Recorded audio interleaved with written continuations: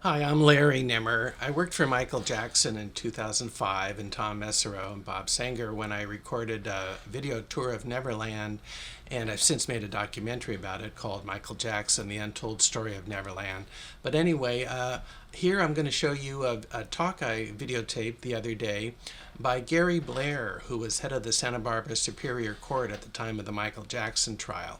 And he gave a talk at the local Rotary Club about how the press was dealt with and some of the challenges of putting on the Michael Jackson trial. He also made a video at the time by the Superior Court about the trial and the procedures with the media.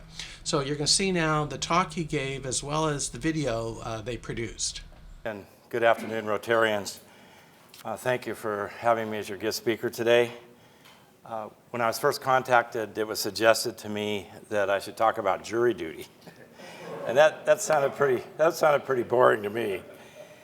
And you know the definition of a bore is a man who, when you ask him how he is, he actually tells you. So instead, I thought I would talk about how we managed the media during the 2005 trial of pop singer Michael Jackson, and just share with you some of the anecdotes about this high-profile criminal case. After I give you this introductory background, I'm going to show you a special video that's about 12 minutes that I produced for the Santa Barbara Superior Court, and it tells an interesting story of how we manage the information flow to the media. Okay, here's some background. A 13-year-old boy that pop star Michael Jackson had befriended, named Gavin Arvizo, accused him of sexual abuse.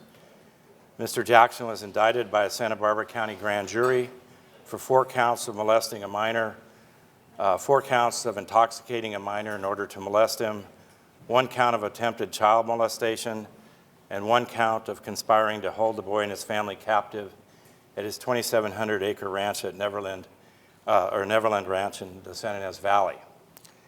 He was also charged with conspiring to commit extortion and child abduction. He denied all counts, and on June 13, 2005, a jury of 12 men and women found Jackson not guilty on all 14 charges. This case attracted worldwide media attention and was the biggest criminal case of its day, commanding more media coverage than the 1994 case against O.J. Simpson. At the commencement of Mr. Jackson's trial, the Superior Court had 33 media trucks and satellite vans parked on our Santa Maria Court campus, with 1,243 media personnel registered to our special website from 43 countries around the globe. I realized early on when the district attorney charged Mr. Jackson that we were going to have to deal with something that no court has ever dealt with before. I called Los Angeles and I said, what did you have to deal with when you had O.J. Simpson?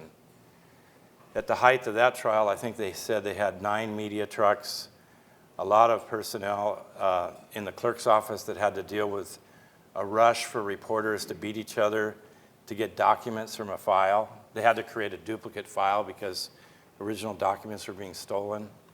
And there was a huge press by competing media to scoop their competitors. So I thought, well, how can we manage what we're going to face? Mr. Jackson's an international pop star. O.J. Simpson was known nationally, but he didn't really have an international following. So I thought, why can't we post all of the documents that get filed in the case as they get filed, and there'll be thousands of them, on the internet? So I had my staff say, let's set up a special website. We'll have access for the public, access for the media. We'll provide all of this information simultaneously to everyone as it gets released. I had this CNN reporter, just an anecdote here, who had come into my office prior to Mr. Jackson's arraignment. And you can picture this person. He has an earphone in each ear, a cell phone in each hand, and while he's trying to talk to me, he's trying to carry on 2 conversations on 2 different phones. And I said, wait a minute, if you want to have a conversation, get off the phones, because we get about 2 sentences in and then another phone call comes in.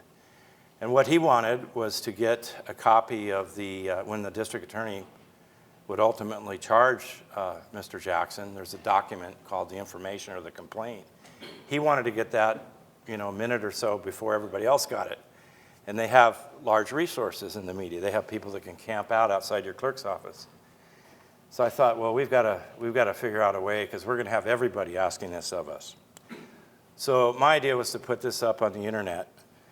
But I found out, after we designed this nifty website, that there was an existing law and an existing state rule of court that only allowed it in civil cases. It was prohibited in criminal cases.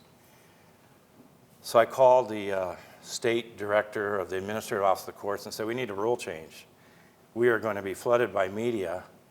I don't understand the rationale behind this rule. And he said, well, there's a thought process that, once you put people's criminal information out there, you can never get it back. And I said, well, the media comes into our office, takes these documents out of the file, scans them, and posts them. What's the difference? Why can't the court do that? He said, yeah, you have a point. Let me see what I can do. I'll talk to the Chief Justice about it, and we'll put it on the Judicial Council's agenda for discussion. But we have to run it through the Criminal Rules Committee, the Media Committee. There are actually 7 committees that looked at this rule.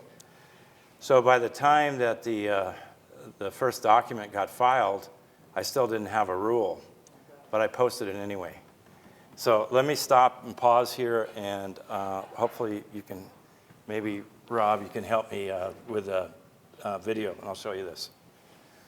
Santa Barbara County is a unique and usually quiet area with sunshine, beaches, and spectacular views. A county containing 2 major population centers, Santa Barbara and Santa Maria, with 75 miles of lovely bucolic rural ranchland and wine vineyards of the Santa Ynez Valley between them. Only an hour north from Los Angeles and Hollywood, it is home to many world celebrities. The attraction? A peaceful community that is an escape from the major metropolitan city of Los Angeles. Until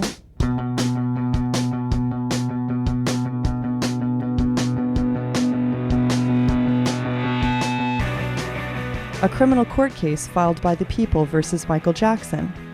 A major music icon beloved by fans from all over the world is now facing charges of a criminal nature. Fans and interested citizens have flown in to show their support, their disapproval, or just to get a peek at the frenzy that is only beginning to build. We came from England. I ain't all there. I think Jackson is innocent. Hordes of journalists from all over the world have come to report on the events that are taking place. With an influx of different people coming to the community, major confusion is obviously expected, with questions to the clerk's office about the case, designated areas for parking, press, courtroom seating assignments, among others. This is worldwide attention. And there's a lot of details, and it's not just money this time, there's a lot at stake. This case has not only brought chaos to this small rural community, but it has also brought about change in the rules that structure essential parts of our judicial system in California. In order to inform an increasingly interested public and equip the mass media with fundamental information, the Santa Barbara County Superior Court has established a special website to manage the distribution of information and filed documents. The reason why we decided to use a website was that right after the arrest of the defendant, we began to get hundreds of phone calls a day from worldwide media asking questions ranging from what will the defendant be charged with, when will the trial be held, which judge will be assigned to hear it, and so on. We then could foresee that there would be a huge demand for documents that would ultimately be filed in the case, which would put a huge burden on our clerk's office. But we found out that there was a rule of court that only permitted posting pleadings in civil cases via the internet. So I then immediately put in a call to Bill Vickery, the director of the AOC, and asked for his assistance in seeking to change the rule, and he got right on it. The specified goals of the California Judicial Council and Chief Justice George are to improve citizen access to court records and provide increased citizen opportunity to observe, comment, and otherwise participate in the improvement of the California court system. This led to the Santa Barbara Superior Court proposal for a hearing on a rule change to debate desirability and any potential problems for remote public access in extraordinary cases. Jim Herman is a current member of the Judicial Council and the past president of the California State Bar. He has closely followed Rule 2073 through the system. It really created sort of a contrast between two policy views and indeed split the council in terms of its vote. On the one side, the first policy view was really the burden on the court that could be alleviated through electronic website access for the media. Picture on one hand, crowds of journalists elbowing each other at the counter. He or she who is the first in line is the first to get the information to their outlet and therefore scoops all the other journalists. What e-access provides is that as soon as information goes up on the website, everyone, a member of the general public, someone in England, someone in Africa, someone in Asia, someone down the block, journalists, lawyers are all able to virtually simultaneously access the data. So it very much democratizes public access to the courts. The countervailing policy that 50% of the members of the Judicial Council raised was the idea that by putting material on the website, it would not only be public, but it would be permanent. In other words, if you have to physically walk up to a counter and get a copy of a pleading, it creates what is called practical obscurity, meaning even though it's a public record, the physical logistics of getting the record make the record somewhat less public than publishing it on the website where it will stay essentially forever. Richard Goldman is the dean at the Santa Barbara and Ventura Colleges of Law. There may be a debate over what information should be public record, but once the information is public record, I don't think there should be any distinction between those people who obtain it by walking down to the courthouse and those people who can obtain it by more modern means that are really the equivalent of walking down to the courthouse. My belief is that it's better to be the driver of the train, let the court drive the train of information and be in charge of it rather than be a passenger and let somebody else do it and perhaps put sensationalistic types of captions on documents that don't exist. Before you have a system like this, you may have commentators in the media speculating on what may have been filed or what is going to be occurring in terms of scheduling. Now the reactions or the comments are much more likely to be based on the facts of the filing rather than speculation. After extensive deliberations, the Council voted to approve a permanent rule change permitting designation for extraordinary criminal cases, highlighted by a very unusual tie-breaking vote by the Chief Justice. Those from Santa Barbara that were attending this particular meeting were literally holding their breaths and sitting on the edges of their seats because of the impact that it would have if this rule was not passed. Once the council then got this interim rule in effect for a year, they came back in October with a permanent version of the rule which made it available to the public at large. And once they saw that things had gone successfully in our court, then the vote was almost unanimous. I think there was only one dissenting vote to make the rule a permanent one. It turned out that the fears of invasion of privacy were not realized, in part because of the very careful rules that Santa Barbara employed, making sure that anything that went on the web was first reviewed by the trial court judge, second was reviewed by the chief research assistant, and third was reviewed by the clerk of court. So 3 different pairs of eyes looked at the material to make sure that none of it was private. So between really this 3-part process, we've been able to, so far, operate without any errors in terms of releasing information that should not be released. To help us better understand the website, we have Jim Brock, the Information Technology Manager for the Superior Courts, and Hannah Miller, the Webmaster and Developer. The majority of public and press users will reach the Extraordinary Criminal Cases website from the court's main page at www.sbcourts.org. We've placed a hot link that they can select that will take them directly to the remote electronic access page. This website is broken down into several areas.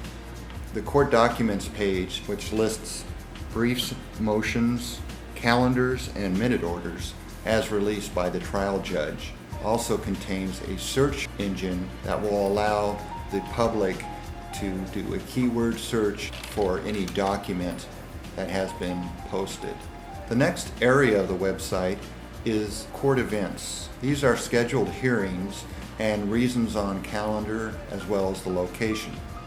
For the press, non-case related information is also available in order to provide the media with assistance in checking in, obtaining credentials, obtaining courtroom seating, any other media guidelines or rules, as well as the forms necessary to request, photograph, record, or broadcast as per the California Rules of Court. The press has responded favorably to the website. There are 671 subscribers to the server and 1,200 credentialed media personnel that will be using the site during the trial. As a whole, I think the opinion of the media is highly favorable. It's a website that is user-friendly, absolutely chock-a-block full of information, updated regularly, and it's fairly easy to navigate. That makes it a very important tool for journalists. It's very important to offer everybody equal access. And so, for instance, instead of lining up outside of the courthouse, camping outside of the courthouse waiting for documents to be filed, then this sort of levels the playing field, allows everybody equal access to the public documents, which is important in a case like this where everybody is following every single development. It's used for a variety of different things that I believe would be a logistical nightmare without it. I found the experience here to be efficient, sharp, thoughtful in terms of helping the press and helping the media. We've really received overwhelmingly positive feedback from everyone that's accessed our website. So I think it's a tremendous tool, and it's a very positive change that's taking place. The website's success was also demonstrated in cost savings to the court. To date, I understand we've saved about $1,250,000 that would have otherwise been spent on excess personnel in order to meet media requests in terms of giving them paper, hard copies of the documents that they sought. Darrell Parker is the Assistant Executive Officer for the Santa Barbara Superior Court. His workload has increased tremendously since the beginning of the Jackson case. If we didn't have the website, I'm sure that we would have to have hired a number of additional staff. It's difficult to tell because we're trying to measure a negative. I don't know how many calls we've avoided here. I just know my experience in Los Angeles, for instance, during the OJ case. We had one person assigned full-time to just opening mail. So that was a national celebrity. Now we're talking an international celebrity. We've had outlets here from the Netherlands, Australia, Spain, Italy, all the reaches of the globe. I'm certain at least 2 or 3 additional staff just to deal with the phone calls would have been necessary. So it's a substantial savings to a court with a budget of our size. The website has proven itself to be a useful tool to a number of different people. With regard to educational purposes, documents are available for students to study without having to take a trip down to the courthouse. Often law students may want to see what an actual criminal complaint looks like, what a motion to suppress looks like with regard to a controversy that they're hearing about. Now those items are available. They can be used to illustrate points in the classroom. As a matter of fact, I've been able to use information from the website to assist in preparation for classes. In an ever-changing world where cases of this nature exist with worldwide attention, it is important that our system evolves and adapts to the technological advancement within our society. This project has sparked a healthy debate in the legal community nationwide, and we have law school professors and federal district courts looking at what we're doing here in California. California's, I think, been looked at historically as kind of a trendsetter for the rest of the judicial branch across the country. So yeah, I think that this may very well lead to widespread adoption. This is a progressive idea rather than a regressive idea. California courts have taken this absolutely leadership role.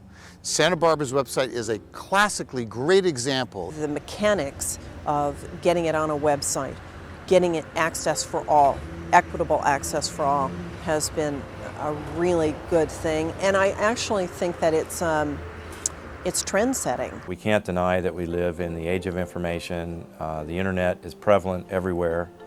You don't even have to go to the library anymore. You can do literally all the research you need to do electronically, remotely.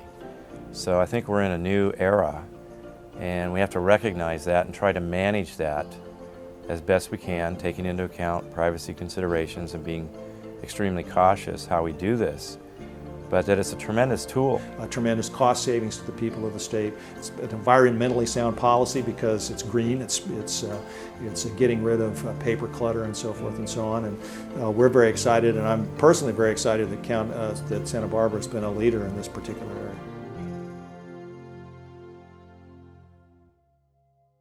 This informational video has been produced by the Santa Barbara County Superior Court to help the citizens of Santa Barbara County understand and appreciate the work created by their local court. This video can also be used to implement the goals of the California Judicial Council to improve and facilitate public access to the working of the judicial system in California, and for the use by council to evaluate the success of this innovative trial court program.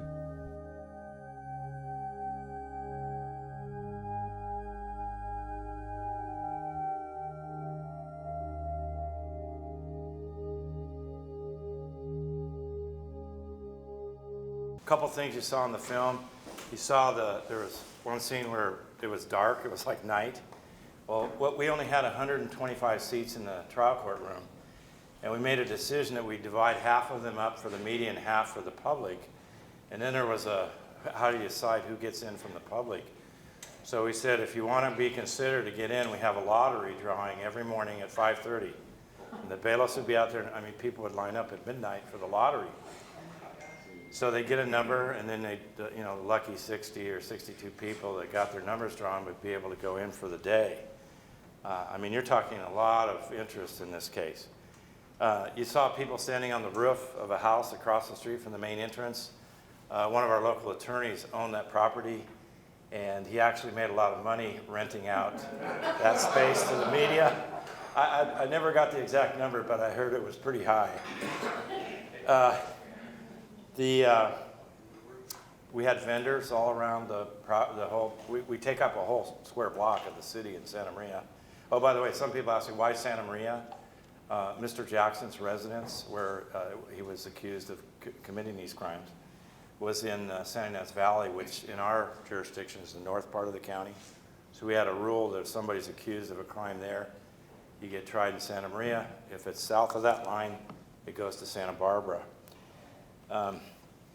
There were vendors outside the courthouse selling T-shirts, hot dogs. I mean, it was really a very interesting environment to walk around. We had, prior to the trial, there was actually a grand jury proceeding that we conducted in Santa Barbara.